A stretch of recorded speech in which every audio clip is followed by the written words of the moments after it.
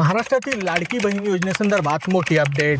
मंडळी, मुख्यमंत्री माझी लाडकी बहीण योजनेतील लाभार्थी महिलांची पडताळणी आता ई-KYC माध्यमातून केली जाणार आहे. यामुळे ज्यांना या योजनेचा लाभ घ्यायचा अधिकार नाही त्यांना गाळून फक्त आणि गरजू महिलांपर्यंत मदत पोहोचेल, अशी माहिती शासनाने दिलेली आहे. आता प्रश्न आहे, ई-KYC प्रक्रिया करायची कशी?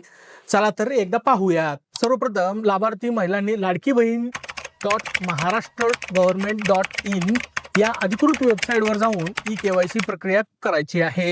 या प्रक्रियेत तुमची काही महत्त्वाची कागदपत्रे आणि माहिती अपलोड करावी लागेल. यात तुमचं नाव, पत्ता, शिधापत्रिका म्हणजे राशन कार्ड क्रमांक, उत्पन्नाची माहिती आणि आधार कार्डची माहिती याचा समावेश असणार आहे. सर्व माहिती भरल्यानंतर आणि कागदपत्र अपलोड केल्यानंतरही ही प्रक्रिया पूर्ण होईल. मात्र सध्या तांत्रिक अडचणीमुळे पोर्टलवर ही प्रक्रिया पूर्णपणे सुरू झालेली दिसत नाही, पण सरकारने लवकरच ती सुरू होईल असं स्पष्ट केलं आहे. त्यामुळे सर्व पात्र महिलांनी वेळोवेळी वेबसाईट तपासत राहणं महत्त्वाचं आहे.